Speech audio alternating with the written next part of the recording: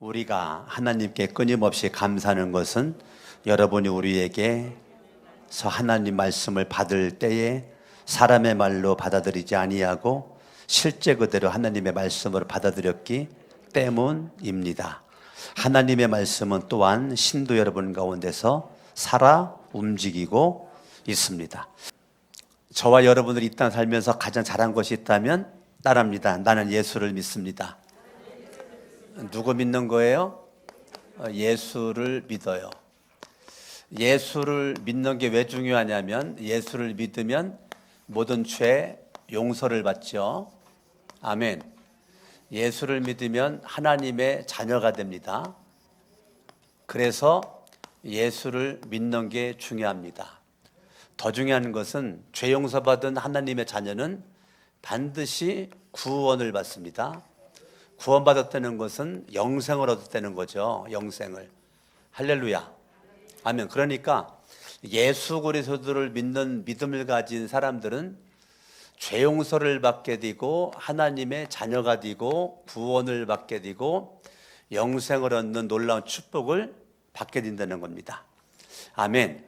그러니까 여러분들의 삶 가운데서 예수를 믿음으로 저와 여러분들에게 오는 이 놀라운 이 축복, 따라합니다. 죄 용서 받았습니다. 하나님의 자녀가 되었습니다. 오늘 밤 죽어도 구원받았습니다. 영원한 생명에 있는 천국에서 살아갑니다. 이게 누구 믿는 거로 가능합니까?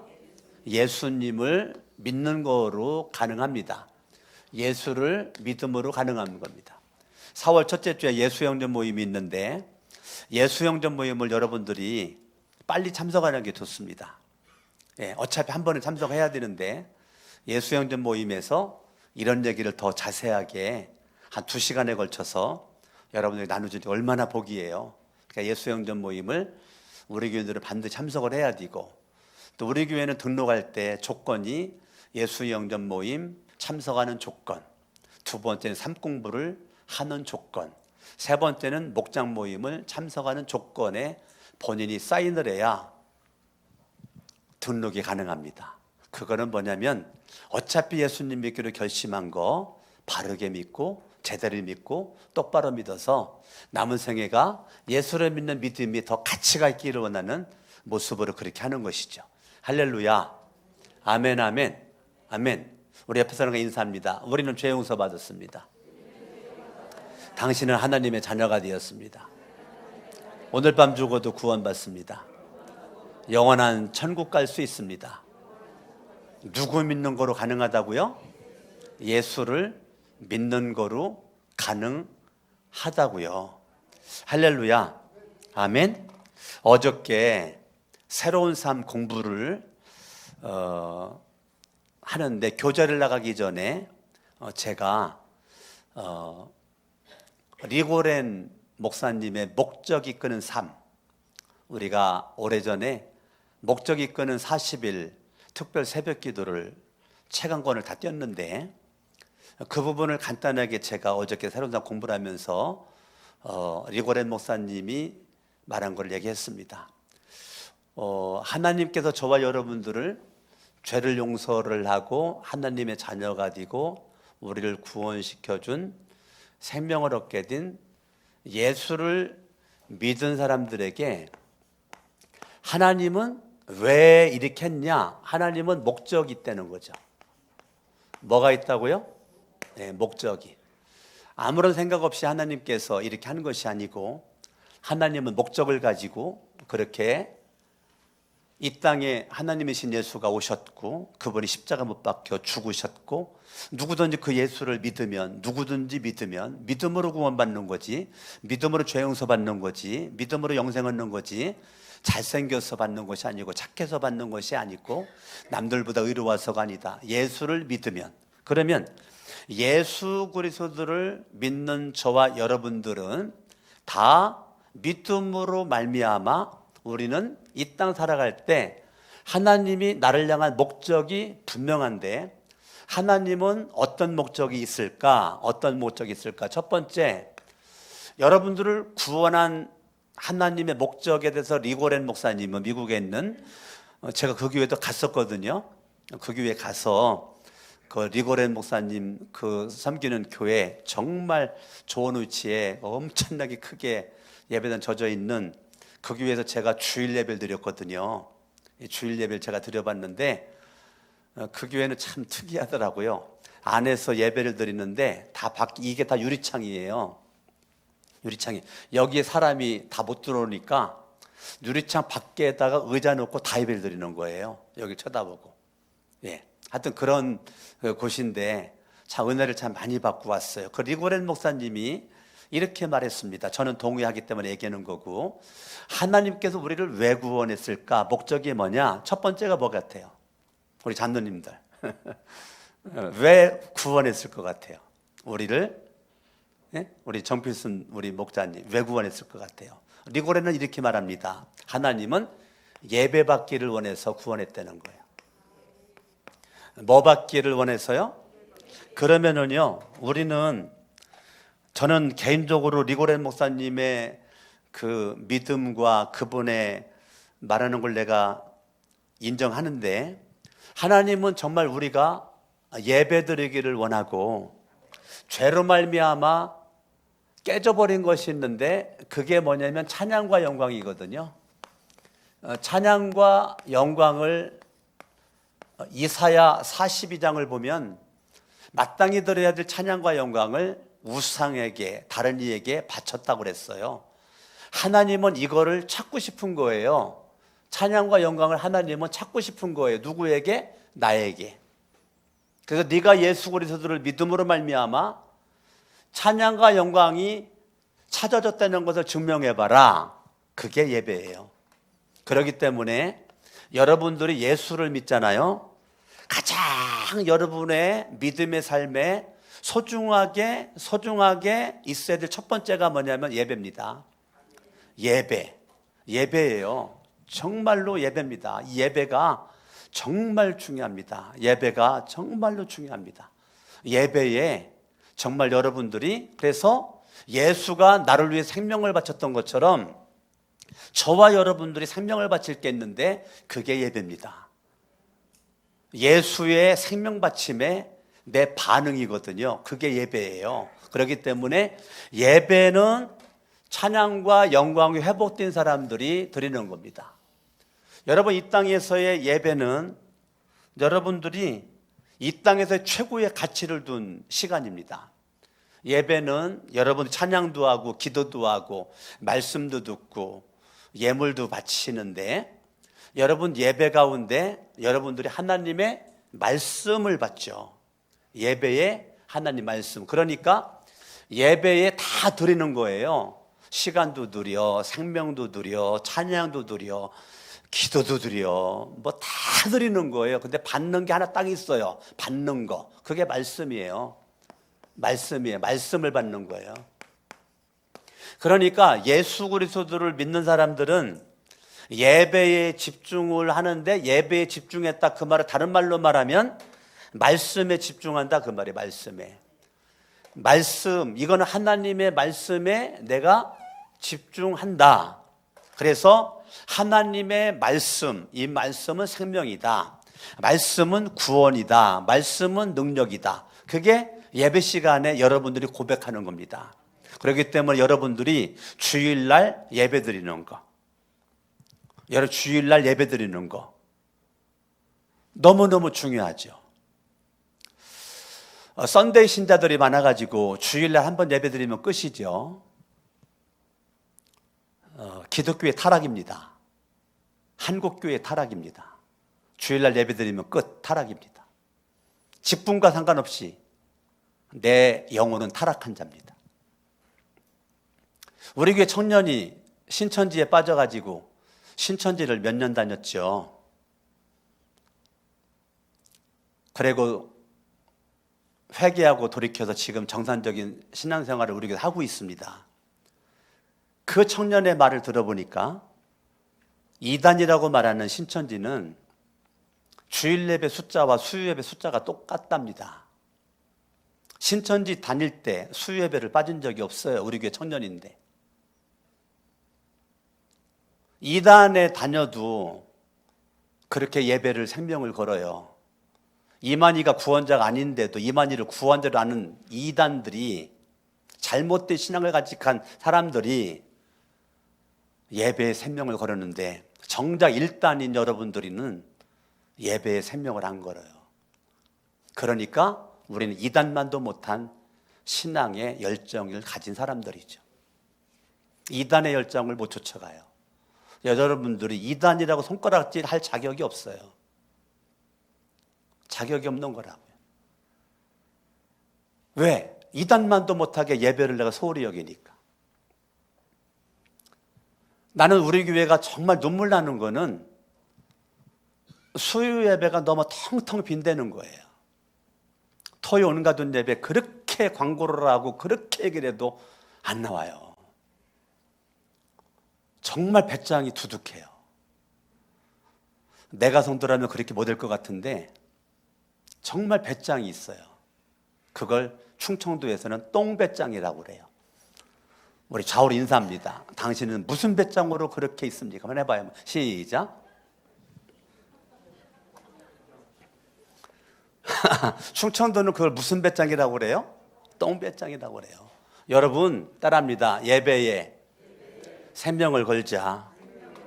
근데 사람들이 예배에 생명을 걸지 않으니까 두 번째가 힘들어지는 거예요. 예배에 생명을 걸고 예배의 성공자가 되면 두 번째가 이루어지는, 두 번째 목적으로 못 가요. 리고레는 두 번째 목적을 이렇게 말합니다. 교제다라고 말합니다. 예배가 이루어진 사람 두 번째는 교제입니다. 참 교제가 성숙합니다. 교제가 성숙해요. 교제가 성숙해요. 예배로 말미암아 주어지는 이 기도와 이 말씀이 나를 거룩하게 만들었거든요. 거룩하게. 나를 거룩하게 만들었어요. 따라합니다. 기도와 말씀으로 나는 거룩한 자가 되었다. 그 거룩을 경험하는 게 예배입니다. 거룩을 경험하는 게. 어저께 새로운 삶 공부하신 분들은 정리하시면 돼요. 어저께 내가 못다한 얘기인데 더 점 섬세하게 하는 거예요. 예배 가운데 말씀과 기도로 내가 거룩하게 되고요. 그 다음에는 교제입니다. 교제. 교제는 누구나 사람과의 만남을 가질 수 있지요. 그러나 질이 달라, 질. 내 성숙도에 따라서 사람을 만나는 교제의 질이 달라요, 질이. 천차만별입니다. 저와 여러분들이 거룩을 경험한 그러한 모습으로 하나님이 사랑하는 형제와 자매, 가정에서 부부 사이에 형제자매, 친구들과의 관계의 이 교제. 이강선 집사님 집에서 몽골 목장 예배가 있어가지고 우리 목사님, 사모님, 부교육자들 같이 했으면 좋겠다 그래가지고 특별 초청을 받아가지고 저도 가고 아내도 가고 우리 부교육자들이 이렇게 갔는데, 이강선 집사님이 음식을 얼마나 잘 준비를 이렇게 했는지, 근데 본인이 생각했던 것보다 이렇게 사역자들도 다 못 가고 그렇게 하다 보니까 음식은 많이 있는데 이걸 어떻게 할까 하다가 초등학교 동창을 2명을 초청을 했어요. 그래가지고 우리 밥 먹을 때 2명이 왔어요. 청담동에, 강남 청담동에 사는 권사님이고, 한 분은 목사님, 사모님인데 그 사모님 어디 사는지 내가 안 물어봐서 모르겠네. 네? 세절? 네. 하여튼 세절. 네. 하여튼 초등학교 동창인데 세절역에 살고 있는 목사님, 사모님 되는 친구, 청담동에 있는 권사님 와가지고 제가 얼굴 봤거든요. 근데 저는 굉장히 감동을 받았어요. 초등학교 동창과의 이 만남이 지금까지 이렇게 지속되고 이루어지고 있는 거에 제가 놀랬고, 또 이강선 집사님이 어제 따라 굉장히 멋있어 보였어요. 친구가 목사님, 사모님이고 친구가 권사님이고, 이강선 집사님처럼 다 이쁘더라고요. 네? 너무너무 감사해요. 지금 연세가 많으신데 다 70이 넘으셨는데 얼마나 곱게 늙으셨는지, 얼마나 참 제가 감동을 많이 받고 왔어요. 이 교제가 초등학교 때 만난 그 만남이 지금까지 만난다는 굉장한 축복이라고 저는 생각을 합니다. 할렐루야. 여러분들이 이 교제 가운데서 우리는 성숙한 만남을 가져야 돼요. 무슨 만남을 가져야 돼요? 예, 내가 어린아이 교제는 안 돼요. 어린아이 교제는 만나면 싸워요. 어린아이의 교제는 만나면 싸운다고요. 만나면 싸우고 다투고 그냥 뭐 또 안 만난다 해놓고 그 다음에 또 만나고 만나면 또 싸우고 다시는 안 만나게 되고 또 만나고 또 싸우고. 그러려면 성숙한 만남은 하나님이 우리에게 축복한 지정의가 겸비가 돼야 돼요. 지정의가 겸비된 만남이 이루어져야 돼요. 지만 있어도 안 되고 정의만 있어도 안 되고 지정의가 겸비된 골고루 33.3%씩 지정의가 겸비된 성숙한 만남은 서로 간에 유익이 되는 거예요. 흠잡을 데가 없는 만남이 되는 겁니다. 정말 멋진 만남이 되는 것입니다. 세 번째는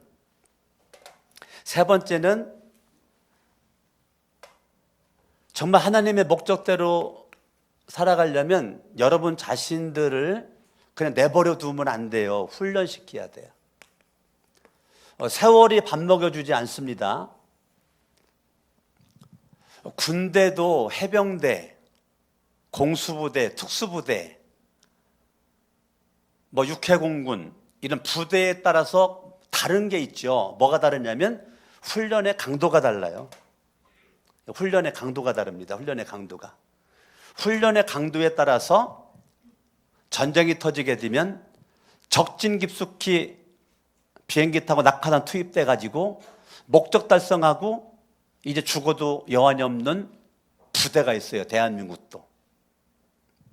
그러니까 대한민국의 부대가 후방부대도 있지만 정방부대 같은 경우는 전쟁 터졌다. 그러면 이 사람들의 군부대의 목적은 뭐냐면 전쟁 터지면 비행기 타고 가가지고 낙하 투입을 하는 거예요.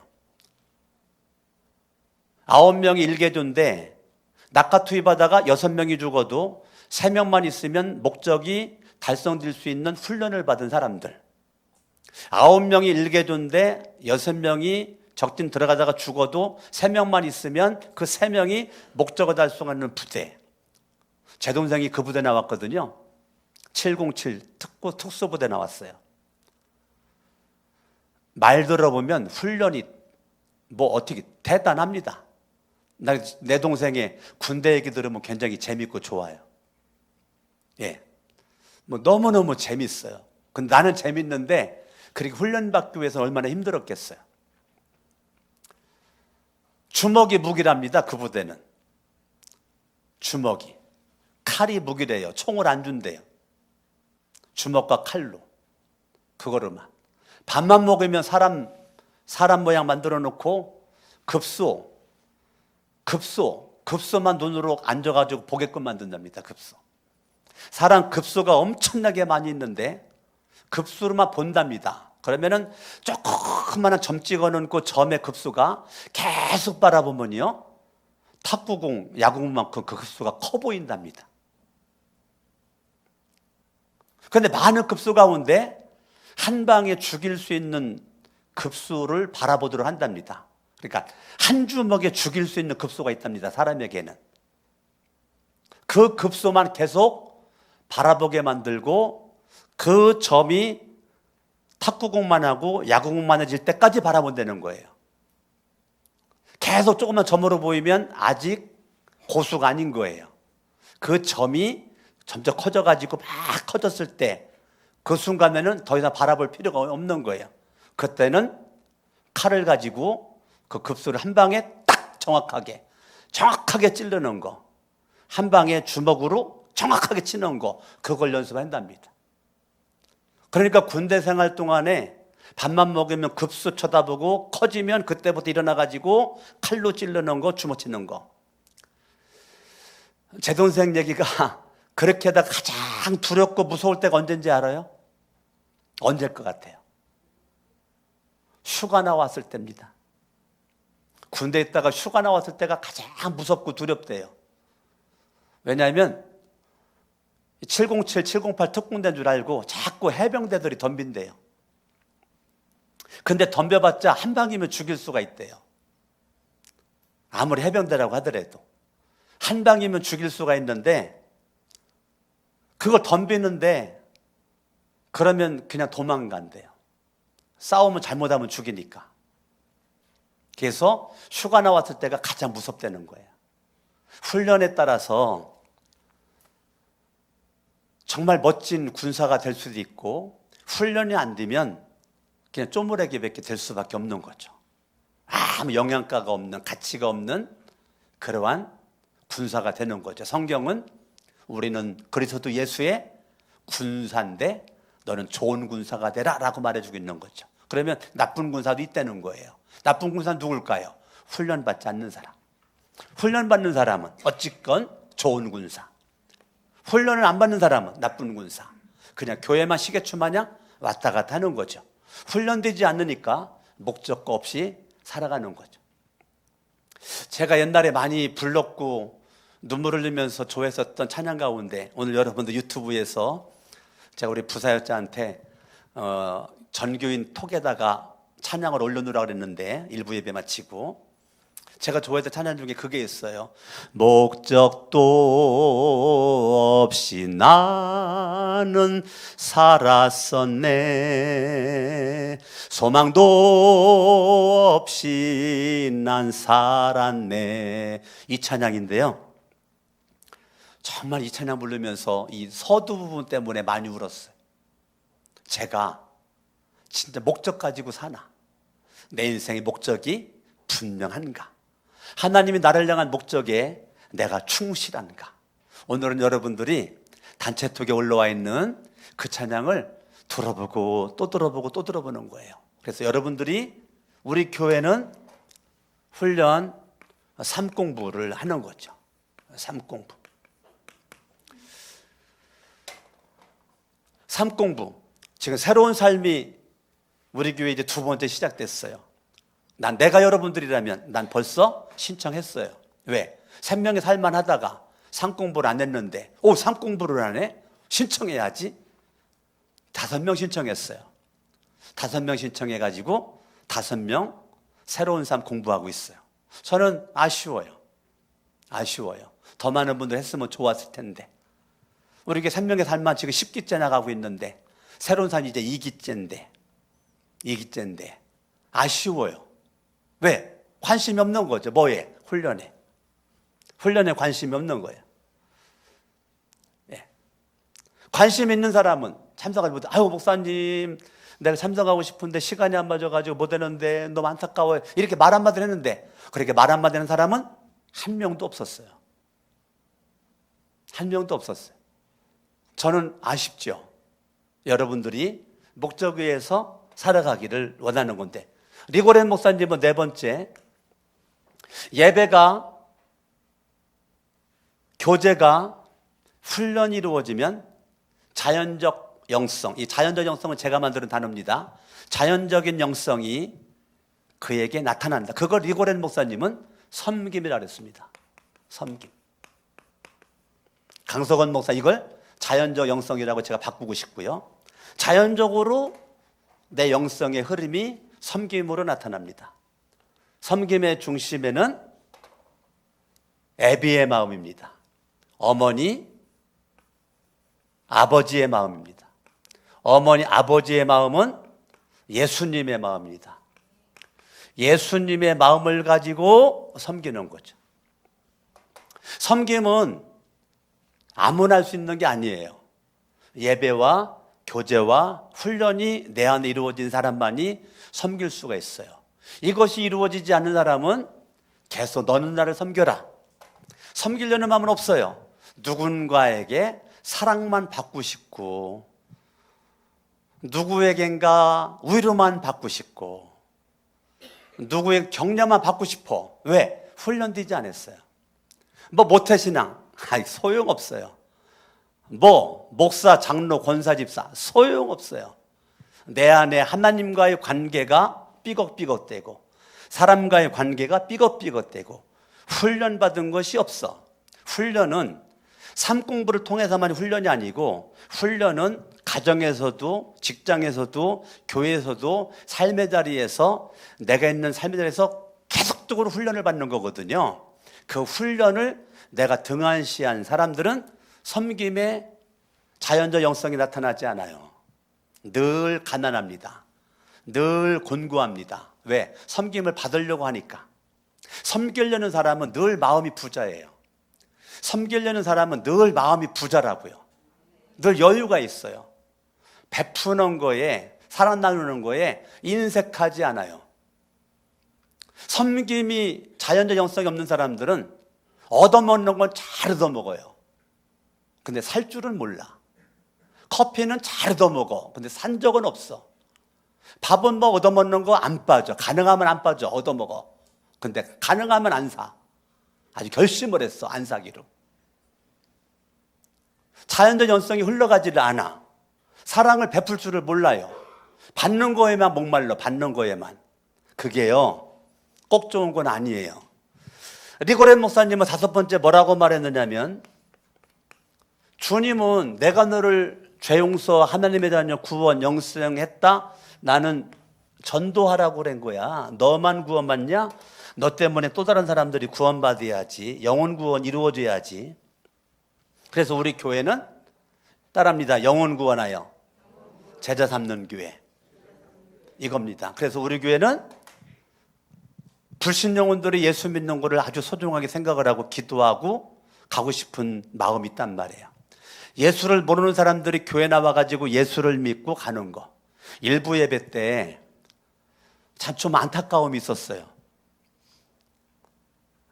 외국인 남자 2명, 한 40대 후반, 50대 초반대 남자 2분이 저기 김미실 권사님 앉아있는 그 자리에 앉아 있었어요. 예배드리는 중간에 나갔어요. 왜 나갔을까요? 이분들이 한국말을 모르는 것 같아요. 듣다가 힘들으니까 나간 것 같아요. 근데 우리가 일부 예배 가운데 누군가 영어를 잘해가지고 외국인 온 거 딱 알아가지고 저 6층으로 모시고 가서 내 설교를 통역을 했더라면 그분들은 안 갔을 텐데 마음에 아쉬움이 있어요. 우리가 한국 사람들 뿐만 아니라 우리 외국인들도 이 앞에 일본인 학교가 있으니까 내가 우리 부교육자들한테 이 일본인 학교 우리가 더 등한시했는데 이번 부활주일 날에 우리가 계란전 갖다 주자. 외국어 학교 계란전 갖다 주자. 좀 관계 좀 트자. 예? 관계 좀 트면서 좀 어떻게 좀 지냈으면 좋겠다. 어떻게 좀 전도의 포문 좀 열어보자. 그런 얘기를 계속 해왔는데 오늘 외국인 2명이 나왔는데 그냥 갔는데 제가 딱 올라왔을 때 이분들 찬양에 잘 모르지만 찬양에 은혜 받은 것 같아요. 얼굴이 막 활짝 펴가지고 했는데 이제 뭐 찬양을 모르지 음에 은혜 받았던 것 같죠? 중간에 갔는데 다음 주에 나올라나 안 나올라나. 나와도 문제예요. 왜? 통역할 사람이 없으니까. 우리에게 청년들 가운데 통역할 청년들이 있거든요. 우리 예은이도, 제 큰딸 예은이도 통역할 수 있고 또 강지훈 형제도 통역할 수 있고 또 용수빈 형제도 미국 리버티에서 공부하고 왔기 때문에 거기 통역이 가능하고 우리 청년들 내에 통역이 가능한 청년들이 몇 명 있어요. 그 청년들이 나 혼자 예배드리지만 통역을 위해서도 한 번 더 훈련을 더 받아서 통역으로 섬기면 좋겠다. 오늘 일부 예배 드리면서 그 생각을 좀 했어요. 아멘. 아멘. 전도입니다. 우리는 영혼군의 열정을 가지고 살아가는 것이죠. 할렐루야. 아멘. 여러분들이 하나님의 말씀을 통해서 거룩해지고 기도를 통해서 거룩해지는 거거든요. 할렐루야. 그리고 그런 모습 가운데 교제에서는 흠이 없는 성숙함으로 지정이 겸비된 모습으로 살아가는 거거든요. 오늘 본문을 바라보시면 10절을 봅니다. 10절 읽습니다. 시작. 또 신도 여러분을 대할 때에 우리가 얼마나 경건하고 사람과의 만남에서는 경건, 이걸 개정개혁 성경에서 그냥 거룩하고라고 해요. 거룩하고. 이 세 번의 성경 경건하고, 개정개혁 성경 거룩하고. 저는 그냥 거룩이라고 써봤어요. 거룩. 자, 사람과의 관계에서는 거룩하고, 올바르고, 흠잡힐 데가 없이 처신하는 것. 자, 사람과의 관계, 이걸 내가 한마디로 성숙이라고 써놨어요. 사람과의 관계에서는 경건, 거룩하고, 흠없고, 처신을 잘해. 처신을 잘해. 처신을 잘해. 사람과 관계에서. 이거는 여러분이 증언이고 하나님이 증언이다. 바울은 얼마나 당당한지, 하나님과의 관계가 바로 되어진 바울은 사람과의 관계에서 너희들이 증언이다. 내가 얼마나 경건하고 거룩하고 흠없고 처신을 똑바로 잘하고 있는지 너희들이 증언이다. 이거요, 아무나 할 수 있는 게 아니에요. 사도 바울이 이렇게 말했다는 것은 일단 1번이 됐다는 거예요. 그리고 지정이가 굉장히 성숙함을 가지고 거룩하고 경건하고 흠이 없는 처세술이 올바로 똑바로 손가락질 당하는 일을 안 했다는 거예요. 말하는 것도 조심하고 행동하는 것도 조심하고 사도 바울을 통해서 그리스도의 향기가 풍겨졌다는 거예요. 그걸 니들이 증언이다. 얼마나 멋있어요. 내가 이렇게 그리스도의 향기를 풍기는 모습은 너희들이 내 증언이지 않냐? 그리고 하나님이 증언이다. 이거는요, 굉장한 거예요. 아멘? 그러니까요, 사도 바울은 주님의 거룩한 영광을 위해서 얼마나 고난 가운데 훈련을 받았습니까? 많은 훈련 가운데 사도 바울은 주님의 어머니, 아버지의 마음, 이거 예수님의 사랑의 마음을 품은 사도 바울은요, 이렇게 봅니다. 성경을 보죠. 7절 읽어봐요. 시작. 물론 우리는 그리스도의 사도로서 권위를 주장할 수도 있습니다. 그러나 우리는 여러분 가운데서 마치 어머니가 자기 자녀를 돌보듯이 유순하게 처신하였습니다. 어머니가 자기 자녀를 돌보듯이, 어머니가 자기 자녀를 돌보듯이. 11절 읽어요. 여러분이 아는 바와 같이 아버지가 자기 자녀에게 하듯이, 어머니가 자기 자녀를 돌보듯이, 아버지가 자기 자녀를 돌보듯이 내가 너희들을 어머니의 마음으로, 아버지의 마음으로 내가 얼마나 사랑했고 섬겼고 돌봤는지를 너희들이 알고 있지 않냐라고 말하는 거예요. 성숙하지 않은 신앙의 어린 아이 수준의 사람들은 교회 오래 다니고 상관없어요. 나만 교회 왔다 갑니다. 나만 교회 왔다가 갑니다. 그러면 만족합니다. 어린아이 신자입니다.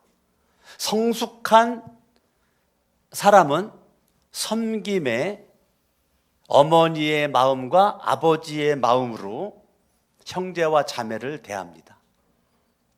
어머니의 마음과 아버지의 마음, 예수님의 마음으로 섬기는 거에 정말 마음을 쏟습니다. 내가 어떻게 하면 섬길까를 기도합니다. 어린아이는 어떻게 하면 섬김을 받을까를 고민합니다. 어머니의 마음과 아버지의 마음으로 이 섬기는 이 성숙함의 이 사도 바울, 얼마나 멋있는지 모르겠어요. 12절 우리는 여러분을 권면하고 격려하고 경고합니다.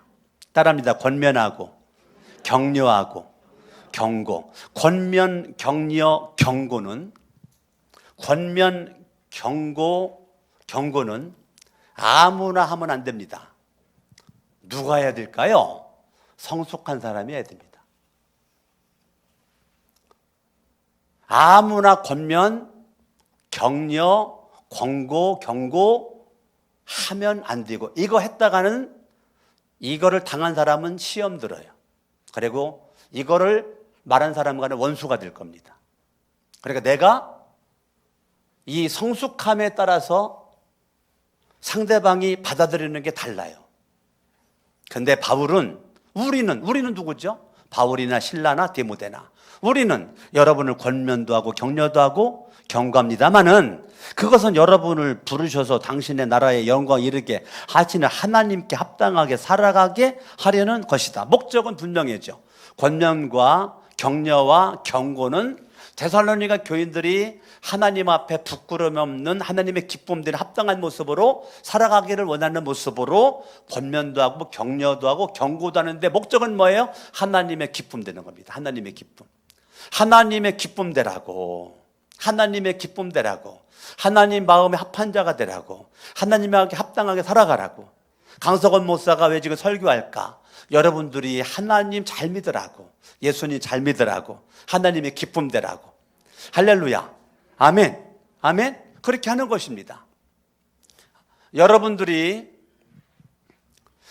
하나님 앞에 성숙한 모습으로 이렇게 나갈 때 여러분들을 아는 사람들은요, 여러분에게 감사한 마음을 간직할 겁니다. 무슨 마음이 있을 거라고요? 감사한 마음이 넘쳐날 거예요. 많은 사람들이 여러분들에게 아유, 참 아무개만 생각하면 감사하다. 아유, 나 우리 교회 아무개 장로님만, 아무개 권사님만, 아무개 집사님, 아무개 목자 목녀만 생각하면 너무 감사해. 너무 고마워. 그런 말을 드려야 되겠죠. 13절. 우리가 하나님께 끊임없이 감사하는 것은, 여러분, 사도 바울은, 디모데는, 바울은, 신라는 우리가는 복수죠. 바울과 사역의 동역자들이죠. 감사는 누구에게 한다냐? 하나님께 한다는 거예요. 하나님께. 어떻게? 끊임없이.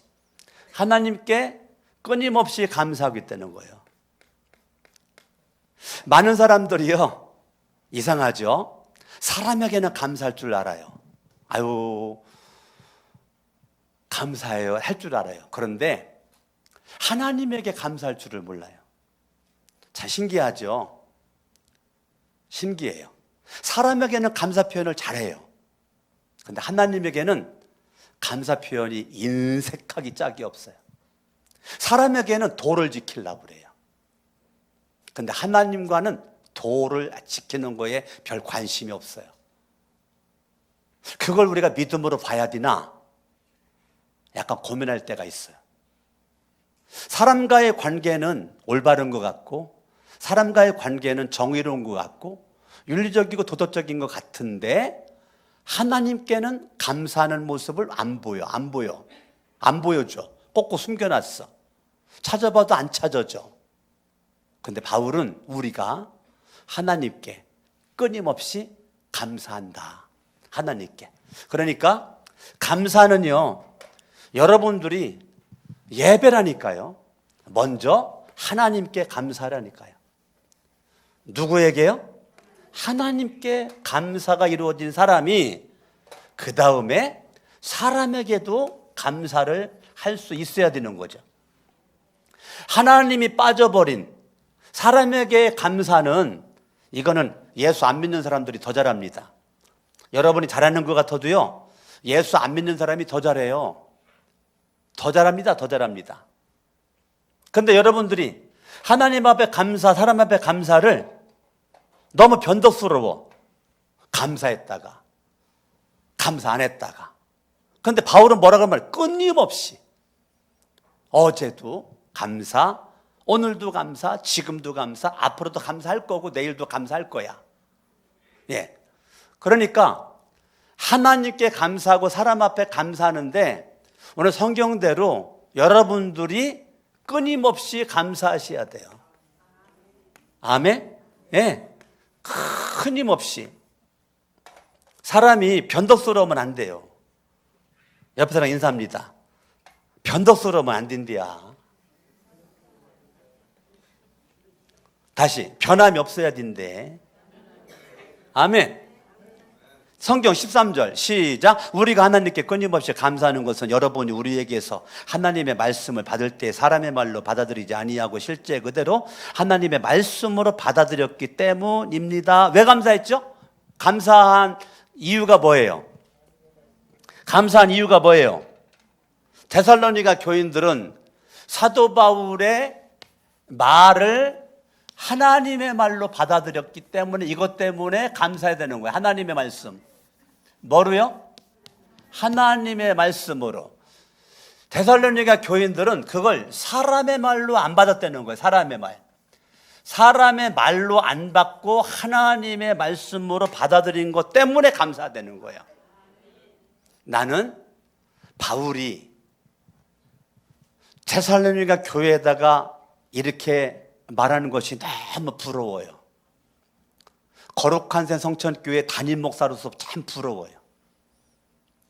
나는 제가 어느 곳에 가든지 많은 목사님들, 교인들 앞에 내가 설교할 기회가 주어졌을 때 거룩한 새 성천교회는 강석원 목사가 전하는 말씀을 하나님의 말씀으로 받아들인다.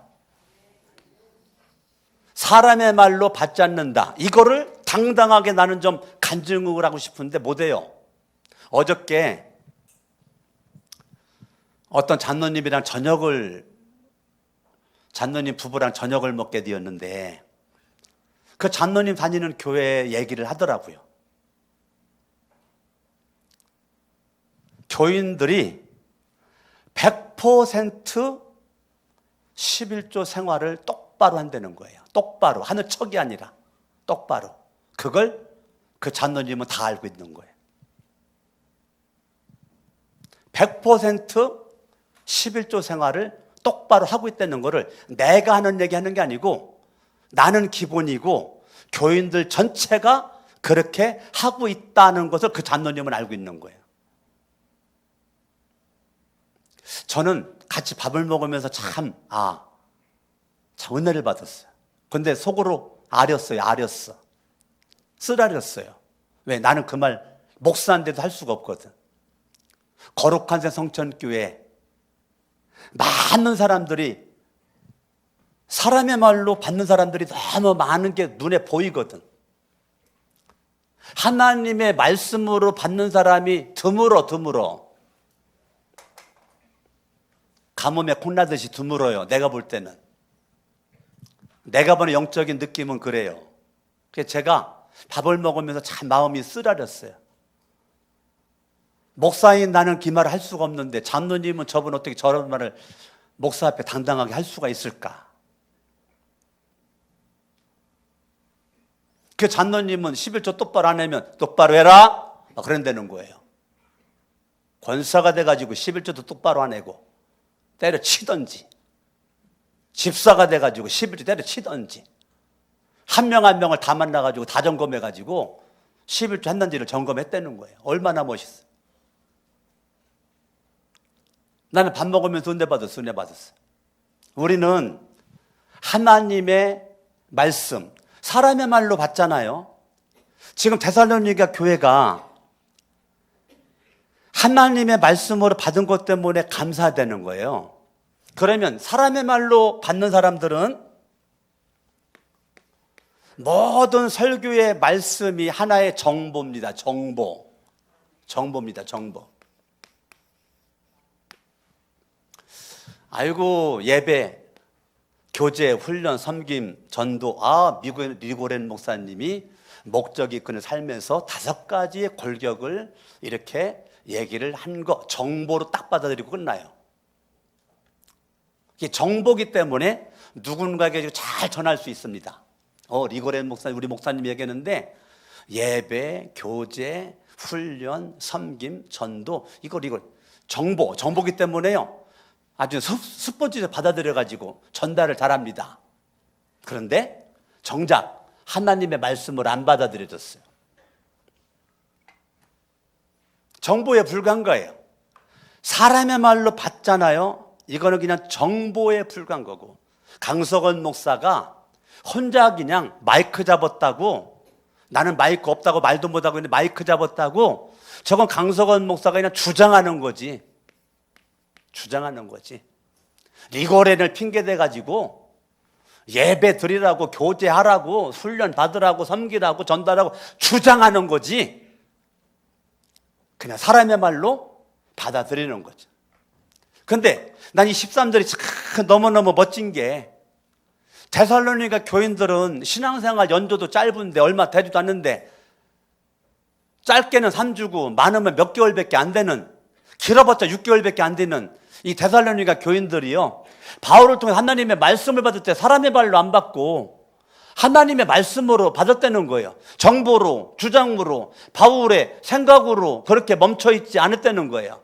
바울이 말한 그 하나님의 말씀을 하나님의 말씀으로 이거를 믿었다는 거예요. 믿었다는 거예요.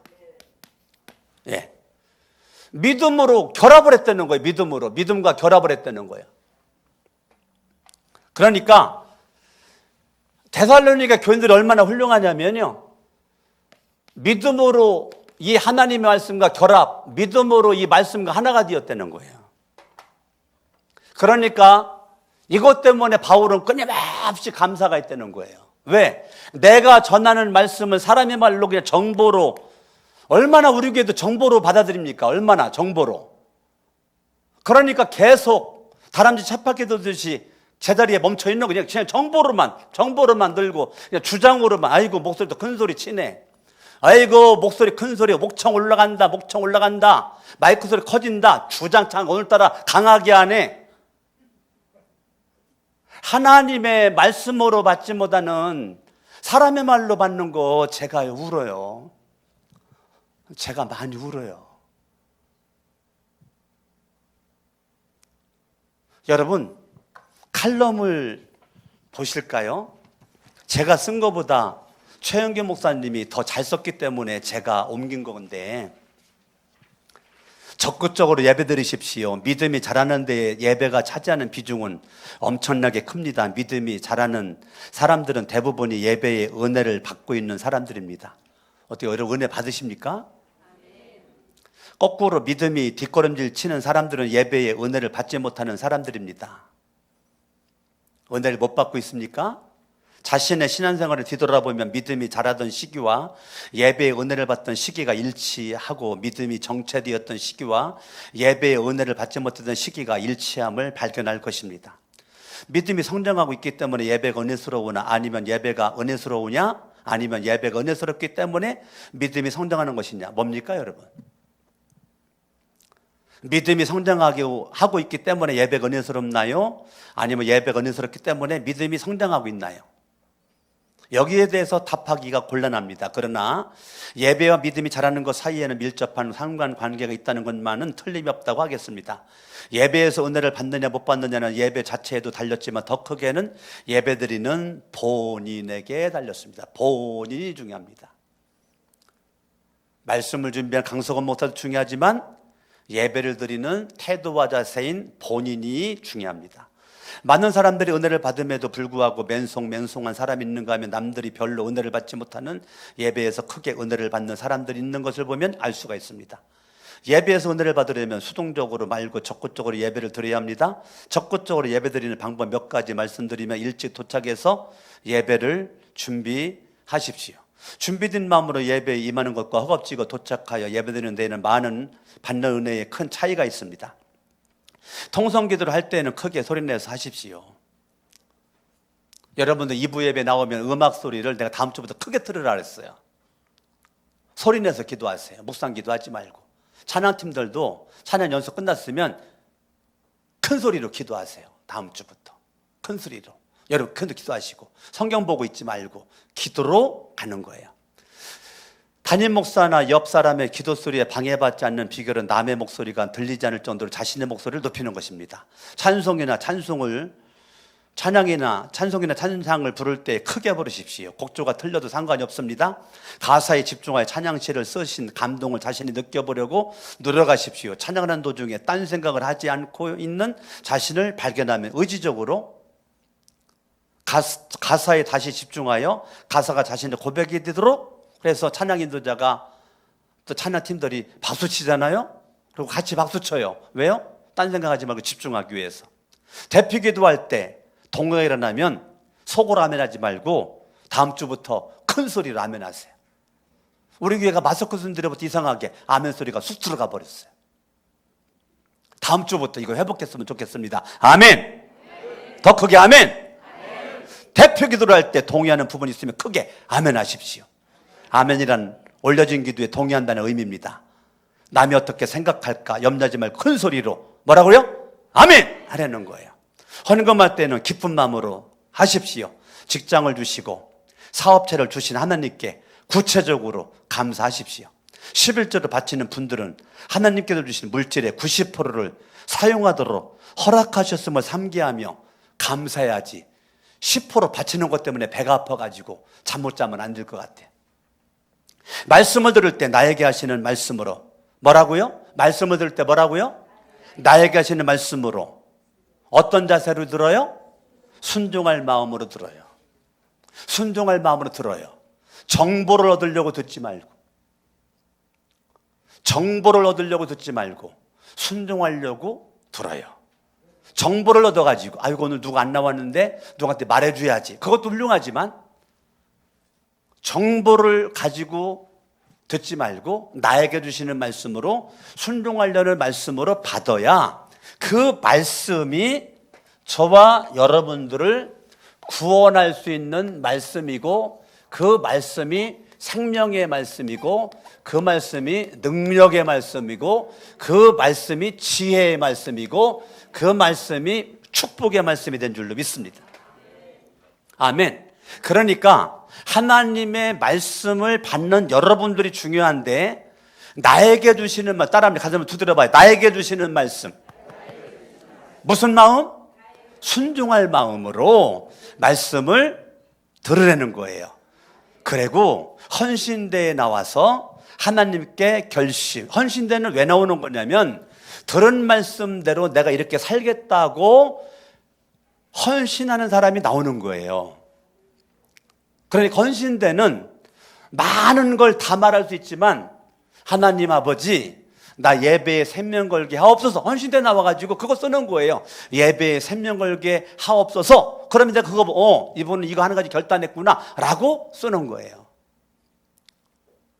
내가 그동안 예배 소홀히 했는데 이제부터 주일 예배뿐만 아니라 수요 예배, 토요 온 가족 예배도 나오겠습니다. 딱 나와가지고 썼어요. 그러면 내가 축복 안수기도 딱 하잖아요. 이 사람은 그때부터 순종할 마음에 축복 기도를 받았기 때문에 이분은 수요 예배 반드시 나옵니다.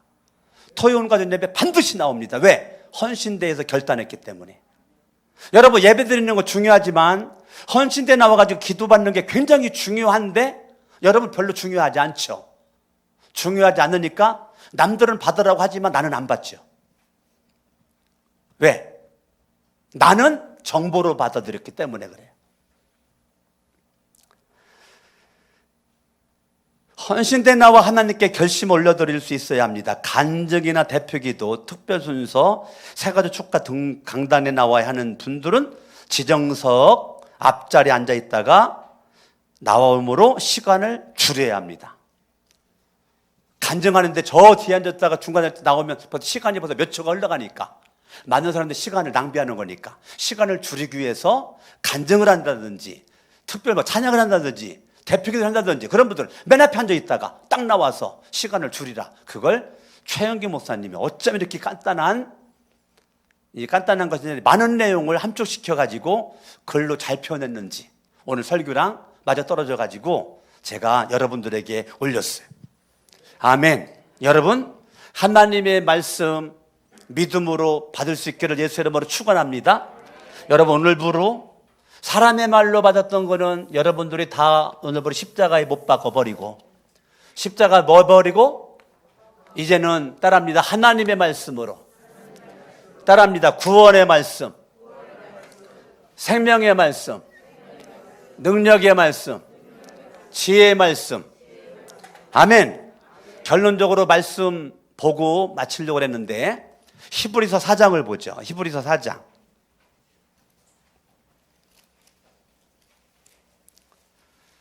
2절 같이 한번 읽습니다. 그들이나 우리나 기쁜 소식을 들은 것은 마찬가지입니다. 그런데 들은 그 말씀이 무슨 말씀이요?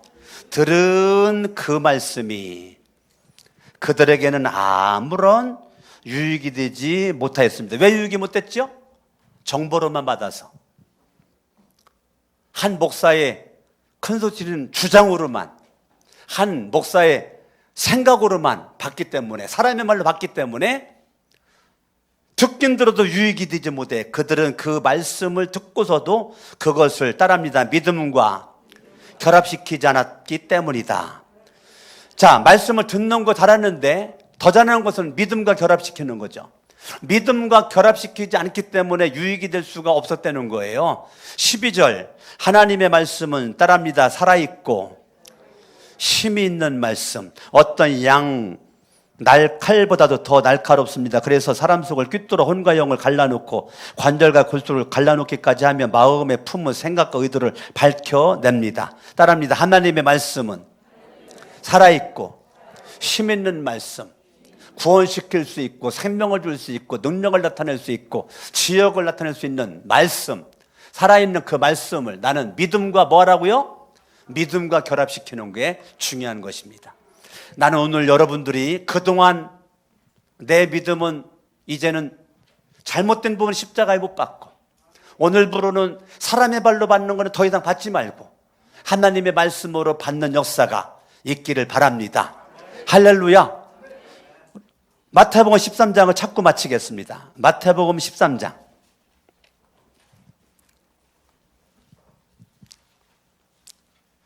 19절, 13장 19절. 누구든지 하늘나라를 두고 하는 말씀을 듣고도 따릅니다. 깨닫지 못하는 자. 말씀을 들어요. 이 시간도 2부 예배 때 말씀을 들었어요. 그런데 다 깨닫지 않아요. 사람의 말로 듣는 사람들은 못 깨달아요. 하나님의 말씀을 들어야 깨달아져요. 깨닫지 못하면 악한 자가 와서 그 마음 부러진 것을 빼앗아 간다.